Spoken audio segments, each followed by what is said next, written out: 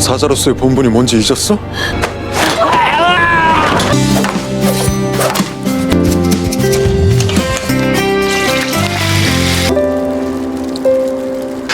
왜 또 울고 그래? 저렇게 맛없어. 내가 죽였으니까. 손 놓으시죠.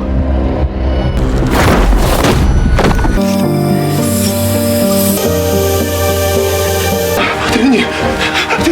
바이라인이 이렇게 이쁜데. Hai guys, kali ini saya akan melanjutkan part 2 drama Tomorrow yang dirilis tahun 2022. Sebelum dimulai, subscribe dulu, like dan komen ya agar channel ini bisa lebih berkembang. Untuk yang belum nonton part 1, linknya ada di deskripsi ya. Bagaimana kelanjutan ceritanya? Langsung aja kita mulai. Guryun menghentikan mobilnya sebelum terjadi tabrakan. Junwon mengeluarkan ayah Jesu dari dalam mobil. Ayah Jesu mengatakan dirinya harus mati.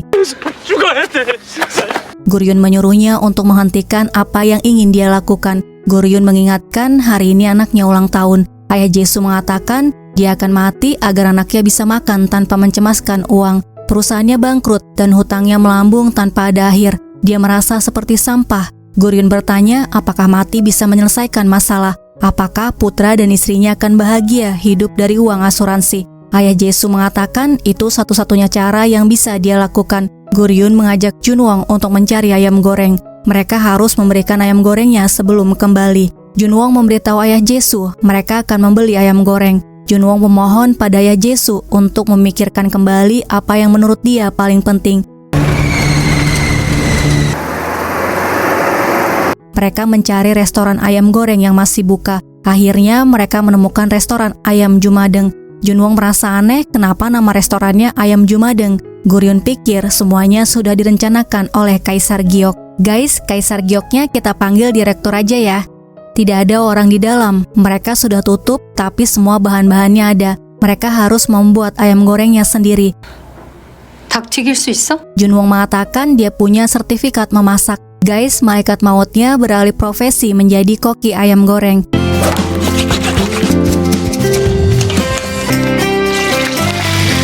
Junwon mengemas ayam gorengnya sementara Guryun menulis pesan untuk mereka. Kegagalan artinya harus mencoba lagi. Junwon keluar memakai kostum ayam dan memohon agar Guryun mau memakainya juga. Sementara itu Lim Ryong terus mengikuti Jesu. Dia tiba-tiba lari dan Lim Ryong mengejarnya. Jesu ingin melompat. Lim Ryong berusaha untuk mencegahnya. Tepat pada waktunya, mereka datang membawa ayam goreng. Junwon memberikan ayam goreng yang Jesu makan dengan ayahnya di hari ulang tahunnya. Membaca pesan yang tertulis, Jesu teringat ucapannya saat makan ayam goreng bersama Junwon. Sementara itu, di tahun 99, ayah Jesu datang ke rumah sakit memeluk Jesu. Dia kemudian minta maaf pada istrinya dan mengatakan akan berusaha lebih keras lagi. Selanjutnya, ayah Jesu memberitahu dia membawa ayam goreng. Mereka masuk, Junwon menyanyikan lagu selamat ulang tahun dan mengajak Guryun menari. Kemudian memberikan ayam gorengnya. Setelah mengatakan selamat makan, mereka pergi. Ayah Jesu melihat pesannya, kemudian mengatakan pada Jesu, kegagalan artinya harus mencoba lagi, harus berusaha keras lagi. Suatu saat pasti akan berhasil. Di tahun 2021, Jesu membuka ayam gorengnya. Guryun mengatakan mungkin saat ini dia merasa tertinggal dari yang lain. Namun teruslah hidup. Jesu bertanya apakah Junwon yang mengirim mereka. Junwon membenarkan. Dia minta Jesu untuk hidup dengan baik agar mereka bisa segera bertemu kembali. Jesu makan ayam gorengnya. Lim Ryong melihat ponselnya. Energi negatif Jesu berwarna hijau. Tiba-tiba Jesu menangis. Ternyata guys, dia nangis karena ayam gorengnya nggak enak. 왜 또 울고 그래? 눈물 나게 맛없어. Junwon minta Guryun dan Lim Ryong untuk mencobanya.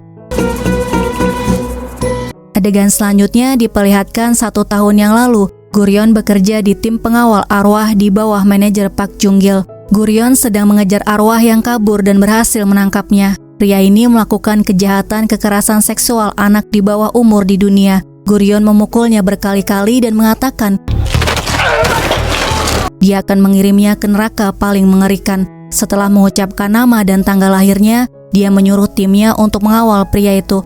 Selanjutnya Gurion bertemu dengan Junggil. Junggil memberitahu ada arwah yang harus segera diambil. Dia minta Gurion untuk mengawalnya. Seorang pria ada di atap gedung. Dia akan mengakhiri hidupnya. Junggil menyuruhnya untuk melihat baik-baik penjahat di hadapan mereka. Saat pria itu melakukannya, Gurion menyelamatkannya. Junggil menyuruh untuk melepaskannya. Pria itu ternyata masih ingin hidup. Junggil bertanya kenapa ikut campur hidup dan mati manusia. Apakah dia sudah lupa tugas malaikat maut? Dia menarik tangan Gurion.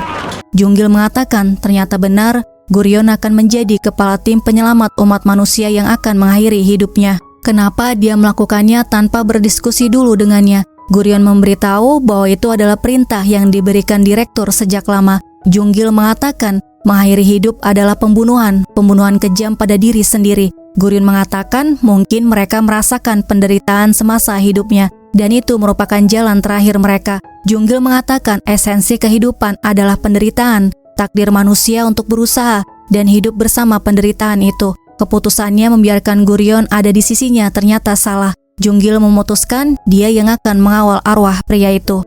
Di kantor tim manajemen resiko, guys, manajemen resiko kita singkat MR ya. Junwong bertanya pada Gurion kenapa dia berpura-pura menjadi orang jahat. Menurutnya Gurion orang yang baik. Saat mereka kembali ke tahun 99, dia menolong dirinya dan Jesu. Sebelum datang ke rumah Jesu, Junwong izin pada Gurion pergi sebentar. Dia lari dan mencari Junwong kecil, kemudian membawanya pulang. Ayahnya akan berangkat untuk perjalanan dinas selama sebulan. Guys, saat inilah yang disesali ibu Junwong tidak memintanya untuk foto bersama. Dalam perjalanan dinas ini, ayah Junwong meninggal. Junwong melihat ayahnya pergi dan mengejar mobilnya. Gurion menghentikan mobil ayah Junwong kemudian pergi.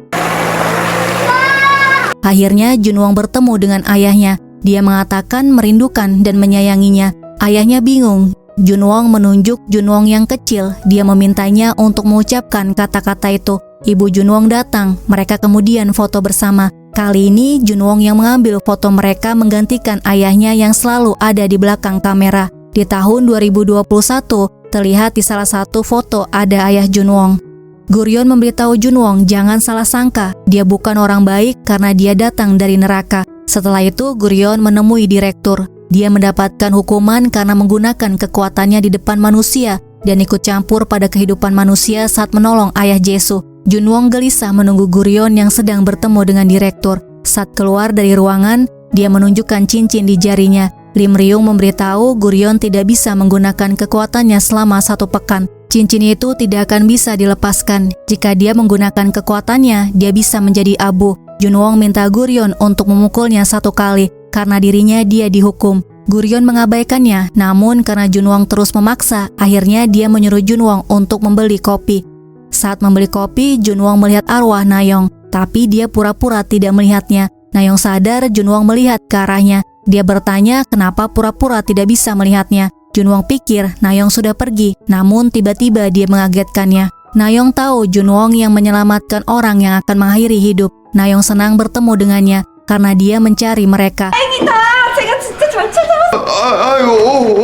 Nayong kemudian cerita dia meninggal karena kecelakaan. Wujin suaminya tidak bisa menerima kematiannya. Nayong menangis di sebelah Wujin. Junggil dan timnya datang menjemput. Nayong memohon agar diberi kesempatan untuk pamit pada Wujin. Junggil mengatakan waktunya di dunia fana sudah berakhir. Junggil pergi sementara Nayong dikawal oleh timnya. Nayong melihat mereka berempat dan bertanya apa tim manajemen resiko. Mereka memberitahu tim yang dibuat untuk mencegah orang mengakhiri hidup. Namun efektivitasnya juga masih dipertanyakan dan manajer tim mereka tidak suka dengan tim MR. Nayong kabur saat mereka sedang menjelaskan.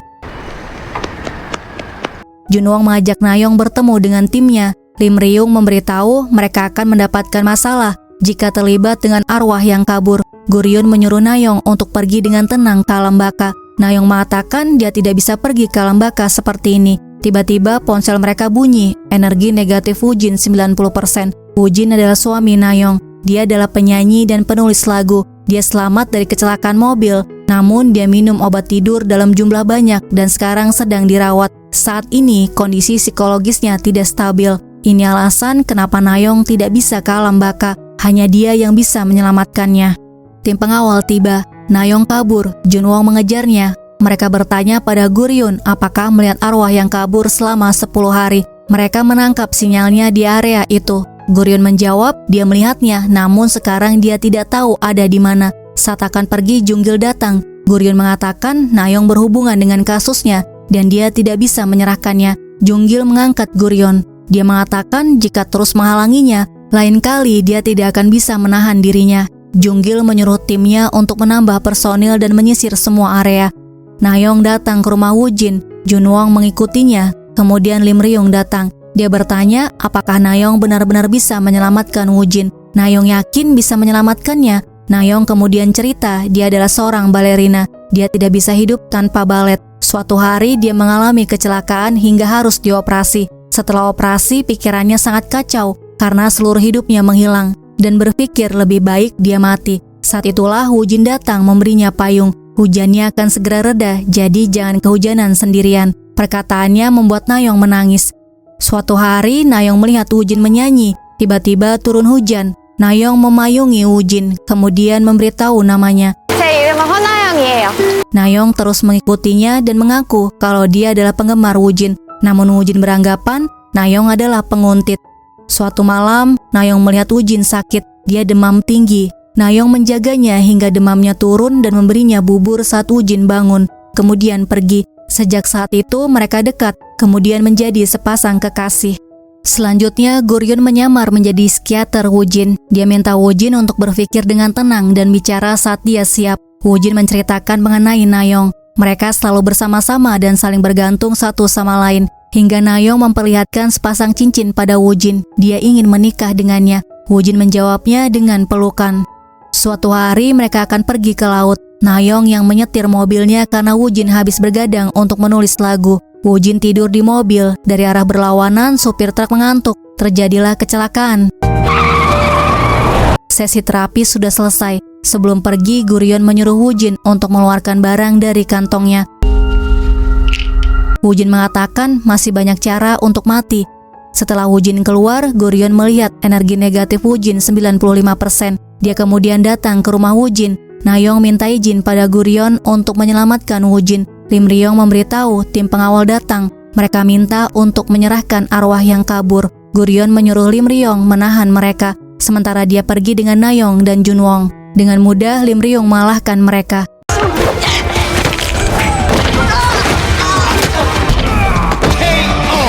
Saat di mobil, Nayong menceritakan hari Woo-jin lahir adalah hari kematian ibunya. Ayahnya menyalahkan Woo-jin atas kematiannya. 네가 죽인 거야.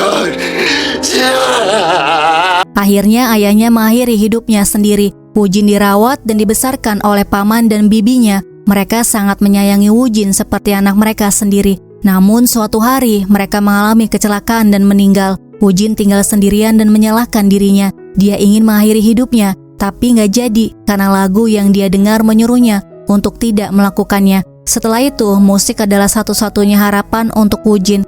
Selanjutnya, Nayong menceritakan mereka tidak menggelar upacara pernikahan. Orang tua Nayong tidak merestui hubungan mereka karena Woo-jin hanya seorang penyanyi gagal. Nayong keluar dari rumah dan tinggal bersamanya. Namun Woo-jin malah mutusin Nayong demi kebaikannya. Guys, Nayong bucin banget pada Woo-jin. Walaupun Woo-jin nyuruh pergi, Nayong malah menunggu di luar. Hujan turun. Woo-jin gak tega, dia keluar bawa payung. Akhirnya mereka kembali bersama. Mereka tiba di rumah sakit. Woo-jin tidak ada di kamarnya. Mereka keluar mencarinya. Junggil dan timnya datang mengejar mereka. Guryun menggunakan kekuatannya. Mereka teleportasi. Di luar rumah sakit, mereka sadar Nayong tidak ada. Jungwon mencarinya. Guryun melihat tangannya menghitam. Junggil berhasil menemukan Nayong. Dia mengatakan akan mengawal Nayong ke alam baka. Lim Ryung muncul di hadapan mereka. Dia akan mengulur waktu sementara Nayong mencari Woo-jin. Lim Ryung mendorong Junggil. Nayong bertemu Junwon. Dia memberitahu keadaan Lim Ryung. Lim Ryung terus menyerang Junggil, tapi Junggil bukan tandingannya. Dia mencekik Lim Ryung. Guryun minta Junggil melepaskannya. Dia menunjukkan tangannya yang menghitam dan mengatakan tidak memiliki kekuatan. Lim Ryung hanya mengikuti perintahnya. Guryun mengajukan jaminan pertanggungjawaban malaikat maut pada Junggil. Dia minta bantuan Junggil agar tidak membawa Nayong dalam 12 jam ke depan. Junggil hanya memberinya waktu 2 jam. Guryeon menyetujuinya. Mereka kemudian menandatangani kontrak perjanjian. Jika sudah menandatangani kontrak perjanjian, Guryeon harus melakukan apapun yang diminta Junggil sebagai ganti bantuan yang diberikan olehnya. Setelah itu mereka berpencar mencari Woojin. Woojin naik tangga. Dia teringat ketika orang tua Nayeong menyalahkannya dan mengatakan dia membunuh putri mereka. Kemudian ayahnya yang menyalahkannya atas kematian ibunya. Dia menyalahkan dirinya sendiri atas kematian orang-orang yang dia cintai.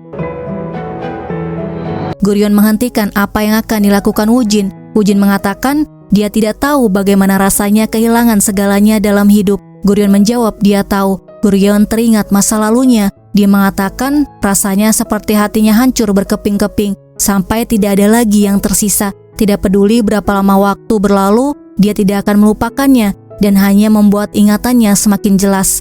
Nayeong datang. Dia menangis melihat Woojin. Guryeon menyuruh Woojin untuk menguatkan dirinya. Jika dia mati seperti ini, dia tidak akan bertemu Nayeong. Jadi guys, dalam drama ini jika mati karena mengakhiri hidup, mereka tidak akan mendapatkan kesempatan untuk bertemu kembali dengan orang yang mereka cintai. Guryeon mengatakan Nayeong membelokkan setir ke arahnya. Dia ingin menyelamatkannya karena dia menyayanginya. Guys, udah dengar begitu juga, Woojin tetap memutuskan lompat. Guryeon berhasil memegang tangannya. Dia minta Nayeong untuk menyelamatkan Woojin. Guryeon memakai kekuatannya lagi. Nayeong menyentuh tangan Woojin. Mereka bertemu di Jumadeng. Nayeong mengatakan momen bahagia dalam hidupnya datang setelah dia bertemu dengannya. Hari itu saat hujan dan ingin mengakhiri hidupnya, Woojin datang menyelamatkannya. Kali ini gantian dia yang akan menyelamatkannya. Nayeong minta Woojin berjanji bahwa dia akan baik-baik saja agar dirinya bisa pergi dengan tenang. Mereka akan menunggu bersama. Woojin akan menunggu di alam dunia. Nayeong akan menunggu di alam baka. Tidak peduli berapa lama harus menunggu, Woojin hanya akan mencintainya. Dia akan hidup dengan baik demi mereka berdua. Nayeong memakaikan cincin di jari Woojin. Guryeon melihat energi negatif Woojin tinggal 10%. Kemudian dia pingsan di hadapan Junwon. Junwon melihat tangan Guryeon semakin hitam. Setelah itu, Nayeong mengucapkan terima kasih pada Junwon dan Lim Ryong. Beberapa hari kemudian terlihat Woojin kembali bernyanyi. Di Jumadeng, direktur memanggil Junggil. Dia mendengar tim Junggil dan Guryeon berselisih. Direktur bertanya kenapa dia datang ke sana. Junggil memberitahu dia ingin melihat langsung orang yang ingin mereka selamatkan. Dia semakin membenci mereka karena dengan mudahnya mereka memilih mati. Padahal mereka akan berubah pikiran hanya dengan beberapa kata. Direktur memberitahu tidak ada orang yang mengatakan kata-kata itu saat mereka ingin mengakhiri hidup. Dan tidak ada seorang pun yang dengan mudah memilih mati. Di kantor MR, Guryeon sedang menulis surat permintaan maaf menggunakan kuas. Junwon bertanya kejahatan apa yang dilakukan Woojin di kehidupan lampau, sampai dia kehilangan banyak orang yang disayanginya. Guryeon mengatakan karma di kehidupan lampau tidak ada hubungannya dengan kematian. Itu juga bukan takdir. Yang dialami Woojin hanya serangkaian kebetulan. Hikmahnya tidak peduli berapa kali mereka terlahir kembali, pada akhirnya mereka berdua akan bertemu kembali. Orang yang ditakdirkan bersama akan terhubung dengan benang merah melampaui jiwa mereka. Kecuali mereka sendiri yang memutuskan benang itu dengan mengakhiri hidup. Jika mengakhiri hidup sendiri, mereka dihukum dengan dipotongnya semua takdir yang melekat pada diri mereka. Kehilangan semua orang yang seharusnya ada di dalam hidupnya dan tidak akan bisa bertemu lagi di kehidupan selanjutnya. Adegan selanjutnya, direktur memberitahu kasus selanjutnya yang harus Guryeon tangani. Seorang lansia berumur 91 tahun yang hidup sendiri bernama Lee Yong Chun. Direktur mengatakan hidupnya akan berakhir besok, namun dia ingin mengakhiri hidupnya sebelum kematiannya. Direktur ingin Guryeon menyembuhkan luka yang tidak bisa Lee Yong sembuhkan selama ini dalam 1 hari, agar kematiannya tenang dan dia bisa merasa bahwa hidupnya berarti. Guryeon datang ke rumah Lee Yong dengan timnya. Pintunya tidak dikunci, di dalam tidak ada siapa-siapa. Mereka ingin membersihkan rumahnya. Junwon mengajukan diri membeli alat kebersihan. Setelah membeli alat kebersihan, Junwon melihat kakek menarik gerobak sampah. Junwon menawarkan bantuannya. 이영천 씨? Dia mengaku bekerja di kantor kecamatan setelah mengetahui di hadapannya adalah Lee Yong. Tiba-tiba di hadapan mereka muncul preman. Mereka memaksa Lee Yong untuk segera pindah. Lee Yong tidak mau pindah karena uang kompensasinya terlalu kecil. Uangnya tidak cukup untuk pindah ke tempat lain. Preman itu menarik baju Liong, mendorong, mengambil topinya dan mengucapkan kata-kata kasar agar dia pindah dari tempat itu. Junwong membelanya, dia memukul salah satu preman, namun berakhir dengan hidung dan bibir berdarah. Liong bertanya siapa mereka. Lim Ryong memberitahu mereka adalah malaikat maut dan dia akan mati besok. Guryeon memberitahu mereka datang untuk menyelamatkannya karena dia sedang bersiap untuk mengakhiri hidupnya. Namun sisa hidupnya hanya tersisa 1 hari lagi. Mereka bisa mengabulkan keinginan terakhirnya. Ryong hanya ingin menjalani hidupnya seperti biasa. Dia mengumpulkan kardus dibantu oleh mereka. Kemudian menjualnya ke pengepul. Hari ini Ryong tidak mau dibayar. Dia juga memberikan uang simpanannya pada pengepul untuk membelikan anak-anaknya makanan enak. Awalnya dia menolak, tapi Ryong memaksanya. Dia menerimanya, mengucapkan terima kasih dan minta Ryong untuk menjaga dirinya. Selanjutnya, Ryong melihat matahari terbenam untuk terakhir kalinya. Dia mengatakan terus memikirkan kembali hidupnya. Dia terus menyesali keputusannya yang dia ambil hari itu. Andai dia tahu jika kehidupannya akan sesulit ini, mungkin dia akan memilih jalan yang lain. Dulu, Ryong mendaftar untuk berperang secara sukarela.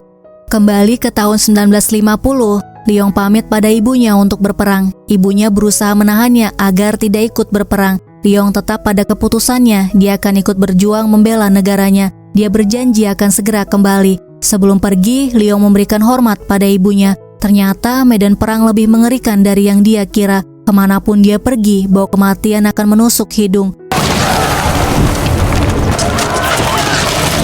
Satu-satunya orang yang dekat dengannya adalah Dongchil. Mereka diserang dan Dongchil kehilangan kakinya. Ryong memanggil medis. Selanjutnya dia datang melihat keadaan Dongchil. Bukannya berterima kasih, Dongchil malah marah karena diselamatkan. Dongchil mengatakan seharusnya dia membiarkannya mati daripada hidup seperti ini. Dia terus menyalahkan Ryong dan menyuruhnya pergi. Setelah perang selesai, dia kembali ke desa. Namun ibunya sudah tidak ada di sana. Kembali ke tahun 2021, Ryong kemudian mengajak mereka minum dan makan di rumahnya. Ryong mengucapkan terima kasih karena sudah menemaninya. Dia pikir akan mati sendirian. Junwong bertanya bagaimana kehidupannya setelah perang. Ryong menceritakan dia melanjutkan studinya namun tangannya selalu bergetar. Di malam hari dia selalu mengalami mimpi buruk. Tidak mudah untuk kembali hidup seperti biasa. Akhirnya dia hidup dengan bekerja hanya untuk bisa makan hari itu dan sulit mendapatkan pekerjaan. Dia tidak pernah berpikir untuk menikah karena kesehatan tubuh dan mentalnya tidak stabil. Semakin tua, dia hanya bisa mengumpulkan sampah kardus dari jalanan. Ryong izin keluar. Guryeon mengikutinya. 무슨 생각을 하고 계셨어요?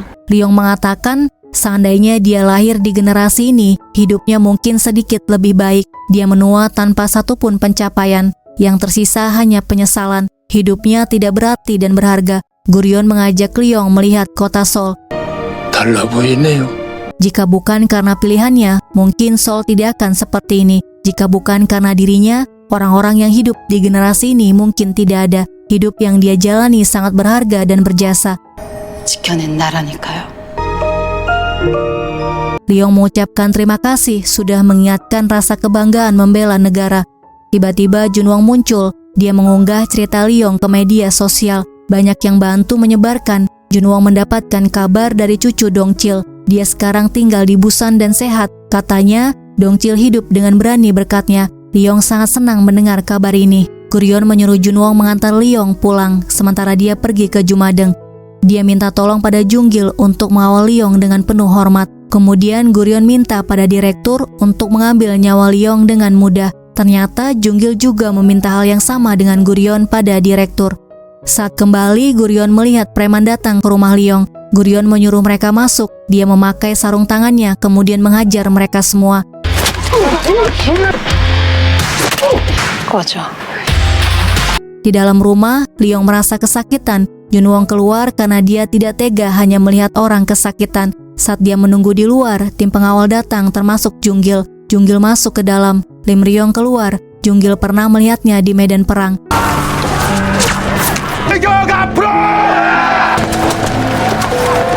Dia menghormati keberaniannya membela negara. Mereka semua akan menemaninya sampai saat terakhirnya. Di luar, semua tim pengawal datang dengan direktur untuk mengantar Ryong. Direktur mengatakan pilihan yang dibuatnya saat muda sangatlah mulia. Dia kehilangan banyak hal. Terima kasih telah melindungi hidup banyak orang. Kemudian direktur menutup matanya. Arwahnya akan diberkati melebihi nilai kehidupannya. Leong tidak percaya ada banyak orang yang datang menjemputnya. Dia mengucapkan terima kasih pada Gurion dan timnya karena sudah menemaninya menyambut hari terakhir hidupnya. Sebelum pergi, Junwong memberi hormat pada Leong dan malaikat maut lainnya menundukkan kepala. Keesokan harinya di kantor tim MR, tiba-tiba lampu berkedip. Ponsel mereka bunyi, menunjukkan error. Ternyata Jumadeng terserang virus. Terjadi masalah gangguan internet. Mereka membutuhkan waktu 2-3 hari untuk memperbaikinya. Junwong bertanya kenapa di alam baka juga ada virus komputer. Gurion mengatakan alam baka cerminan dunia fana. Lim Ryong memberitahu kasus mereka selanjutnya. Dia hanya bisa menemukan informasi korban adalah tim dari pemasaran perusahaan SP Beauty dan lahir di bulan April. Gurion menemui direktur. Dia kesulitan untuk menyelesaikan kasus kali ini karena tidak mengetahui wajah orang yang harus diselamatkan. Direktur memberitahu ucapan Junggil yang tidak mengerti kenapa orang begitu mudahnya memilih mati, padahal mereka akan berubah pikiran hanya dengan beberapa kata. Bukan kekuatan yang menyelamatkan orang, namun bobot perkataannya. Di kantor MR, Lim Ryong mengatakan, tanpa Jumadeng mereka tidak bisa menyamar, meretas atau memakai kekuatan mereka. Junwong memberitahu tim pemasaran SP Beauty memposting sedang mencari pekerja paruh waktu. Mereka datang melakukan wawancara di SP Beauty. Mereka diwawancarai oleh manajer tim pemasaran bernama Hem Mensik. Seperti biasa, Junwong berbicara dengan penuh semangat. Tapi guys, yang lolos cuma Gurion. Karena Mensik suka sama Gurion. Dia juga berani menggodanya. Diam-diam Gurion menendang bola golf. Mensik jatuh karena bola golf. Junwong dan Lim Ryong buru-buru membangunkannya. Junwong memberi kode untuk memukul wajahnya. Setelah dia sadar, Gurion memberitahu mereka berdua lebih cepat tanggap dalam mengatasi masalah. Akhirnya mereka berdua juga lolos wawancara. Mereka kemudian diperkenalkan pada asisten manajer Shin Yena. Setelah itu mereka melihat seorang pegawai yang dimarahi bernama Kim Yong Jun. Selanjutnya Yena memperkenalkan mereka pada Jong Borem. Borem memberitahu apa pekerjaan yang harus mereka kerjakan. Saat mereka semua meeting, Lim Ryong masuk ke ruangan Mensik untuk mencari informasi karyawan yang lahir di bulan April. Mensik tiba-tiba datang. Dia mengedipkan mata pada Gurion. Lim Ryong buru-buru bersembunyi di bawah meja. Gurion mengatakan jika Lim Ryong ketahuan, mereka akan meninggalkan dia. Hanya itu satu-satunya cara. Gurion kemudian pergi ke toilet. Dia bertemu dengan Yena. Yena bertanya Gurion melakukan olahraga apa atau sedang melakukan diet. Gurion memberitahu berat badannya memang tidak mudah naik. Mengetahui hal itu, Yena merasa iri. Selanjutnya, Lim Ryong berhasil keluar dengan selamat dari ruangan Mensik. Junwong mengatakan dia hampir ditinggal. Gurion memberi kode untuk tutup mulut. 저 버리라고 그러셨습니까? 임대리 내가 그럴 리가 있겠어? Lim Ryong memberitahu pegawai yang lahir di bulan April adalah Boram, Yongjun, Yena, dan Lee Songja. Songja datang terlambat. Dia sudah izin masuk setengah hari karena harus mengurus anaknya dulu. Mensik terlihat memarahinya. Setelah itu Songja bertanya siapa mereka. Mereka memberitahu pekerja paruh waktu. Kemudian Songja memperkenalkan dirinya. Songja terlihat mengangkat telepon kemudian pergi. Gurion mengikutinya. Yewon putri Songja ada di kafe anak. Tidak ada yang menemani bermain. Suaminya harus rapat, begitu juga dengan Songja. Gurion menawarkan untuk menemani Yewon hingga dia kembali dari rapat. 고마워요. Sementara Yongjun minta bantuan pada salah satu dari mereka untuk mengangkat kardus dan ikut dengannya ke gudang. Lim Ryong dan Junwong rebutan ingin membantu Yongjun. 하기 싫은 거죠? 팀장님. Setelah menang adu panco, Lim Ryong mengikuti Yongjun ke gudang. Junwong mengikuti Boram. Orang yang melihatnya mengejek tubuhnya. Junwong melihat persentase energi negatifnya meningkat, namun wajahnya belum terlihat. Saat makan siang, mereka membicarakan Yena yang semakin kurus. Penampilannya bagus dan kerjanya juga bagus. Mereka iri pada Yena. Mensik masuk, mencoba makanannya, terus menyuruh Borem untuk berhenti makan. 그만 좀 먹으라고. Borem mengatakan dia bahagia dengan tubuhnya. Namun Mensik tidak berhenti bicara. Dia mengatakan tidak ada pria di Korea yang akan menyukainya. Pada malam harinya mereka kembali ke kantor MR. Lim Ryong mengatakan Yongjun memikirkan masa depannya, tidak seperti orang yang berencana mengakhiri hidup. Guryeon mengatakan meskipun Songja sulit mengimbangi keluarga dan pekerjaan, namun dia mencintai pekerjaan dan anaknya. Menurut Junwon yang mau mengakhiri hidup adalah Boram. Dia melihat energi negatifnya naik. Junwon pikir karena Mensik sering bicara kasar dan seenaknya. Sedang Yena semua orang ingin menjadi dia. Dia juga cepat naik jabatan. Keesokan harinya terjadi masalah di SP Beauty. Hadiah pembukaan toko yang ke-100 belum dikirim. Boram memesan untuk pukul 3 sore, namun mereka kira untuk pukul 5 sore. Boram minta maaf pada semua orang. Mensik marah karena minta maaf tidak menyelesaikan masalah. Boram inisiatif datang ke pabrik untuk membantu mengemas hadiahnya. Yena, Guryeon, dan timnya membantu Boram. Setelah selesai, mereka datang ke acara pembukaan toko yang ke-100, kemudian makan malam bersama. Saat makan malam, Yena terus bicara dan bertanya apakah makanannya enak. Kemudian dia pergi ke toilet. Di kantor MR, Guryeon memberitahu yang ingin mengakhiri hidup adalah Yena, bukan Boram. Boram terlihat baik hati dan memiliki kepercayaan diri yang tinggi. Junwon mengatakan dia terlihat muram saat dimarahi oleh Mensik. Guryeon mengatakan itu hal manusiawi dan tidak ada hubungannya dengan rasa percaya dirinya. Guryeon kemudian memberitahu Yena tidak makan sama sekali. Dia terus bicara sambil memotong makanannya sekecil mungkin. Dan dia terus bicara tentang enak makanannya tanpa dimakan. Dia meletakkan garpu setelah makanan menyentuh bibirnya. Satu-satunya yang dia makan hanya sepotong kecil jamur. Kemudian dia muntahkan dengan memasukkan jari ke mulutnya. Guryeon mendengarnya di toilet. Di dalam kamarnya, Yena melihat dirinya di cermin. Setelah itu dia makan roti, tapi dia muntahkan. Keesokan harinya, Mensik mengajak timnya untuk makan malam bersama. Kemudian dia menggoda Guryeon.